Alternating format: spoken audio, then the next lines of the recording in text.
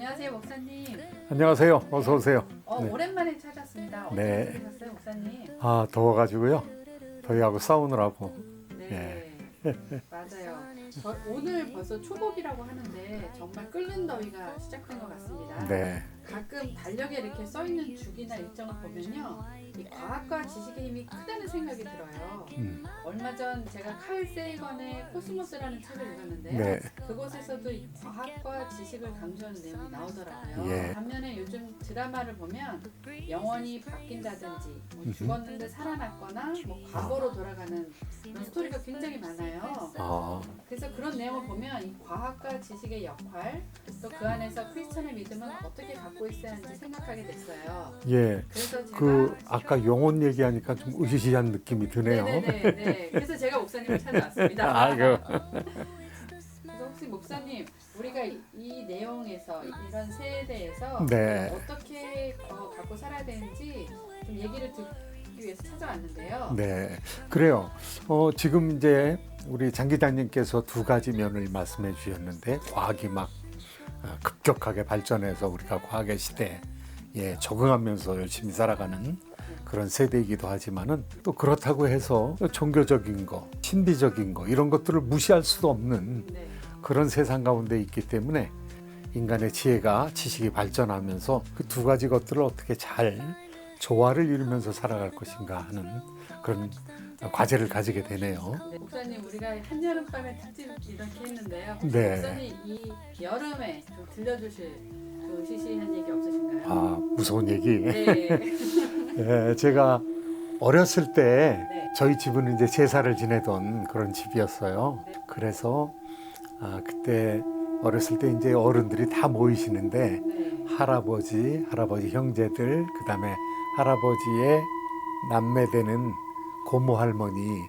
이런 분들이 이렇게 모이시면은 제사 지낼 때 밤중에 지냈거든요. 네. 12시 막 다 돼가지고 지냈는데, 그때까지 깨어 있으면 굉장히 저를 이뻐하셨어요. 네. 고모 할머니가. 네. 그러면서 이제 옛날 얘기를 해주셨는데, 네. 그 중에서 지금으로 말하면 임사 체험에 대한 얘기 같아요. 오, 예.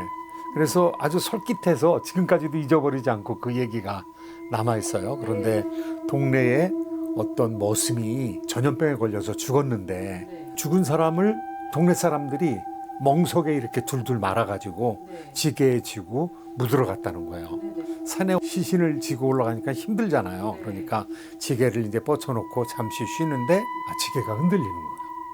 그래서 멍석에 있는 사람 흔들리니까 그냥 장사 지내러 갔던 사람들이 다 도망친 거예요. 예, 도망쳐가지고 동네로 내려왔는데, 네. 그 멍석 가운데 있었던 이 머슴이 깨어나가지고 동네까지 걸어 내려온 거예요. 어머. 그래서 자기가 네. 겪었던 얘기를 해주면서 네. 그 죽은 이후에 친척들을 어떻게 만났으며, 친척들이 모여 있는 곳에 가서 너 아직 올 때가 되지 않았다는 그런 얘기를 듣고 자기를 옮겨주는 그런 존재에게 강가에서 강을 그냥 지나갈까 아니면 빠뜨릴까, 그런데 그냥 지나가게 해달라고 그랬는데 강에 이렇게 빠뜨리게 해서 강에 빠뜨린 순간에 자기가 깨어났다고. 와. 예, 그런 얘기를 들었어요. 그래서 옛날에 신기한 일들이 있었구나라는 생각을 하게 됐습니다. 와. 진짜 좀 무섭기도 하고 좀 신기하기도 한데요. 네. 와, 진짜 있었던 일인가요? 아마 그랬던 것 같아요. 그러니까 할머니께서 네. 뭐 얘기를 만들어내시진 않았을 것 네네. 같고, 그 어른들한테서 전달된 네. 그런 이야기를 저한테 한 것이 아닌가 그런 근데 생각이 이런 듭니다. 얘기가 뭐 옛날에도 많이 들었던 것 같은데, 이런 게 진짜로 막 세상을 떠난 뭐 가족을 네. 만났다는 얘기도 막 이런 얘기 네. 들잖아요. 예, 저도 뭐 그 이후에 네. 많이 그런 이야기들을 책으로 읽을 수 있었어요. 네. 뭐 죽음 저편, 사후생, 그것도 굉장히 믿을 만한 의사들이라든가 네. 좀 신뢰할 만한 사람들이 네. 뭐 천국은 있다, 뭐 이런 여러 책들을 읽었는데 네. 대략적으로 좀 비슷한 얘기를 하는 것 같아요. 그리고 심지어는 고전 중에 하나인 플라톤의 공화국이라는 책이 있거든요. 네. 공화국이라는 책이 10권으로 되어 있는데 제일 마지막에 보면은 네. 거기 그런 얘기가 나오는 거예요. 제가 읽고 깜짝 놀랐어요. 수천 년 전에 네네. 있었던 일인데, 팜빌리아라는 곳에 출신 한 군인이 전쟁터에 나갔어요. 전쟁터에 나가서 살해당했어요. 죽었어요. 그래서 시체가 수북하게 쌓여 있는데 이제 장사를 지내기 위해서 한 사람 한 사람 시신을 수습을 하고 있는 가운데 이 애를 한 그 군인의 시체가 썩질 않은 거예요. 열흘이 지났는데. 그래서 장사 지내려고 하는데 12일 만에 시체가 깨어난 거예요. 그래서 그 깨어난 애를 하는 군인이 자기가 보고 온 임사체험의 기록을 남겼는데 플라톤이 아주 그 얘기를 자세하게 그 군인이 체험한 걸 자세하게 남기고 있는 것을 보면서 야 이것이 뭐 동양에만 있는 것이 아니라 그리스 같은 나라의 고대에도 있었고 뭐 지금도 서양에서 미국에서 일어나는 흔하진 않지만 보편적인 일이 아닌가라는 그런 생각을 가지게 됐습니다. 목사님이 임사 체험을 이렇게 읽거나 접하신 이유는 개인적으로 이렇게 관심이 있으셔서 그러셨던 건가요? 예, 그렇죠. 아무래도 제가 목회자니까 우리가 죽음으로 삶이 끝나는 것이 아니고 죽음은 다른 삶으로 들어가는 현관이다, 문이다 이렇게 생각하는 입장인데 그런 임사 체험을 통해서 죽음 저편에도 연속적인 세상이 있다는 것을 어렴풋이 우리에게 그 뭐 100% 성경처럼 확신할 일은 아니지만은 어느 정도 미리 생각할 수 있는 준비를 하게 해주는 문화적인 일들이 아닌가 생각해서 관심을 가지고 있죠. 네. 임사 체험을 목사님이 읽으신 그 책에는 과학적으로는 어떻게 그거를 설명을 하고 있나요? 임사 체험에 관해서는 많은 사람들이 그거 지금까지 억압되었던 의식이 죽어가면서 놓여졌기 때문에 인간의 두뇌 속에 있었던 것들이 재발현되는 것이다. 그러니까 그거 사람 속에 있었던 잠재되어 있던 의식이지 그게 무슨 새로운 외적인 그런 체험이 아니다. 그렇게 얘기를 하는데 사실 임사 체험을 연구하는 사람들은 이것이 굉장히 객관적이다라는 이야기를 많은 사람들이 하고 있고요. 심지어는 미국 의학계에서도 그걸 인정하고 있어요. 이것이 죽음 저편에서 생기는 영혼의 새로운 그런 체험이다라고 얘기를 하는데요. 그 중에서는 뭐 대략 이런 것들이 있습니다. 어떤 의사가 돌아가셨는데 그 돌아가신 의사가 자기를 살리기 위해서 그 병원 안에 모여 있는 사람들이 한 30분이나 인공호흡을 하고 있는 거를 이 사람이 다 보고 있는 거예요. 그러면서 동양 사람을 굉장히 디스크리미네이트하는 조금 차별하는 그런 의사인데 자기가 임사체험에서 깨어나고 나서는 굉장히 동양 사람을 좋아하게 됐대요. 왜냐하면 30분 후에 의사들이 다 포기했어요. 이거 뭐 돌아가셨으니까 이거 할 필요 없다 그랬는데 그 중에서 한인 의사가 한 사람이 심장 마사지를 계속한 거야. 30분 이상을. 그리고 나서 1시간 만에 이 사람이 살아났어요. 그런데 그 광경을 이 사람이 본 거예요. 본인 스스로가 본 거예요. 그래서 너무 고맙다고. 다른 의사들은 조금 섭섭하지만은 이 한인 의사에 대해서는 너무 고맙다고 나를 살려줘서 그래서 자기가 인종적인 편견을 완전히 벗어났다는 얘기를 하거든요. 그거는 뭐 뇌에 지금 있었던 얘기가 아니라 새로운 경험이잖아요. 그죠?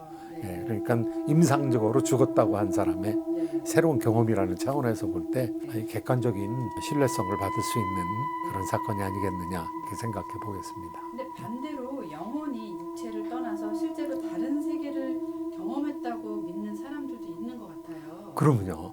또 그게 성경에도 나와 있는 얘기고요. 정말요? 성경에도 그런 영적인 체험들 그런 것들이 많이 나와 있는데 그중에 대표적인 게 뭐 사도 바울의 얘기라고 할 수가 있죠. 사도 바울이 성경 속에서 뭐라고 얘기하는가 하면 내가 몸 안에 있었는지 몸 밖에 있었는지 내가 확실히 모르겠다. 그런데 내가 잘 아는 사람이 자기를 얘기하고 있는 거예요. 그런데 다른 사람이 오해할까 봐 또 자기를 더 높이 볼까 봐 내가 잘 아는 사람인데 그 사람이 3000층에 올라가서 말로는 가히 들을 수 없는 말로는 가히 옮길 수 없는 그런 신비한 말을 들었다라고 얘기하고 있거든요. 그러니까 새로운 세계로 넘어가는 것, 그 다음에 거기서 새로운 존재를 만나는 것, 그리고 거기서 새로운 정보를 접하게 되는 것, 그리고 다시 또 자신의 몸으로 돌아왔다. 이런 얘기를 성경에 적고 있거든요. 이건 뭐 임사체험은 죽어서 임상적으로 죽어서 한 체험은 아니지만은 죽음 저편에 이 물리적인 세계 저편에 또 다른 세계가 있다는 것을 우리에게 얘기해주고 있는 중요한 성경 구절이라고 생각하고요. 그런 성경적인 체험들은 사실 굉장히 많죠. 우리말로는 입신한다는 얘기가 있어요. 입신한다는 것은 신이 내려온다는 그런 의미도 있지만은 영적인 깊은 체험을 한다는 것을, 그러니까 신적인 경지에 들어간다는 차원에서 입신한다는 의미가 있거든요. 그러니까 기독교에서 말하는 입신은 성령에 이끌려서, 성령에 이끌려서 새로운 체험을 하게 되는 것. 사실상 선지자들은 그러한 영적인 체험을 기본으로 해서 사역하는 사람들이죠. 우리가 아는 뭐 다니엘이라든가 또 신약에 나오는 뭐 바울, 그다음에 요한, 또 이사야, 이런 분들은 영적인 체험을 했고, 영적인 체험을 통해서 하나님의 그 헤븐리 카운슬, 하나님의 오전회의에 나아가서 거기서 음성을 듣고 그 음성을 전하기 위해서 선지자 역할을 했던 사람들이거든요. 사도 역할을 했던 사람들이거든요. 그런 차원에서 뭐 기독교에서는 오래전부터 벌써 이 신비적인 체험, 이 지금 우리가 사는 물질적인 세계 이면에 있는 다른 세계를 얘기해주고 있거든요. 그래서 영적인 세계가 존재한다는 거, 그거 뭐 성경에서 여러 가지로 우리에게 강조해주고 있는 바이죠. 목사님 설명을 들어보니까 좀 이상했던 게, 보통 사람들은 그런 신비한 체험을 하면 막 주위에 알리고 막 얘기하고 자랑하고 그러는데요. 네. 성역성 뭐 바울을 포함해서 그런 분들은 그런 모습이 아니었던 것 같습니다. 맞습니다. 아이고, 참 정확하게 지적해 주셨는데요.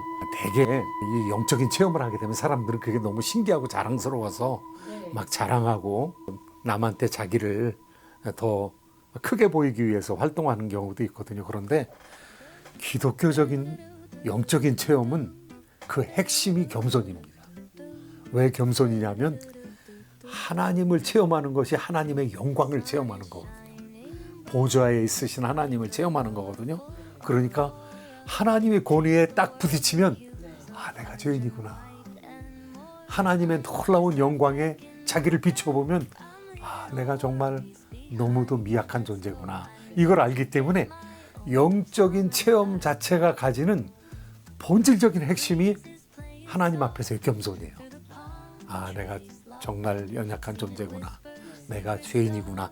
이런 관심을, 이런 관점을 가지게 되기 때문에 영적인 체험을 하신 분들은 겸손할 수밖에 없고, 그 다음에 그 이야기를 소개하는데 하나님을 높여야 되는데 자기를 높이면 안 되잖아요. 그러니까 너무 조심스러운 거예요.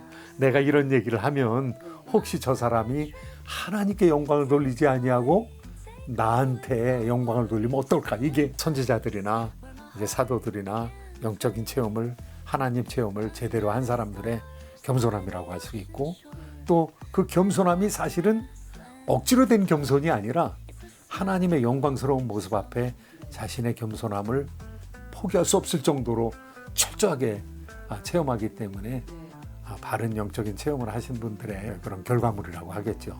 목사님, 지금 말씀을 들어보니까 이 선지자의 지식은 연구나 관찰로 얻은 것이 아니었다는 말씀으로 해석해도 될까요? 네, 그렇습니다. 우리가 뭐 저도 공부를 좋아하고 공부를 하는 사람이지만은 제가 연구를 해서 리서치에서 얻는, 연구를 해서 그 반대급부로 얻는 것은 참 좋죠. 좋고 뭔가 이루었다는 성취감도 있고. 그런데 하나님은 우리 사람 머리에 들어오시는 분이 아니거든요. 머리에 들어오는 부분도 있지만은, 그래서 하나님 계시하시니까 머리에 들어오는 부분도 있지만은 하나님의 특성은 모든 것을 다 우리한테 드러낼 수가 없거든요. 그래서 히든 갓, 하나님 숨겨지신 하나님이라고 얘기를 했고요. 루터 같은 사람도 데우스 앱스콘 니투스, 숨은 신이라고 그랬어요. 그러니까 하나님 모든 거 우리가 다 알 수가 없어요. 그러니까 하나님께서 그 다 설명을 해줄 수가 없으니까 믿어라. 믿으는 바라는 것들의 실상이요, 보지 못하는 것들의 증거다. 보이질 않으니까, 관찰이 안 되니까. 이 과학이라는 것은 관찰이 돼야 되는데, 이 하나님에 대한 신앙이라는 것은 관찰로 전부 연구해서 알 수 있는 것들이 아니니까, 이 신비적인 현상에 대해서는 그냥 믿어라.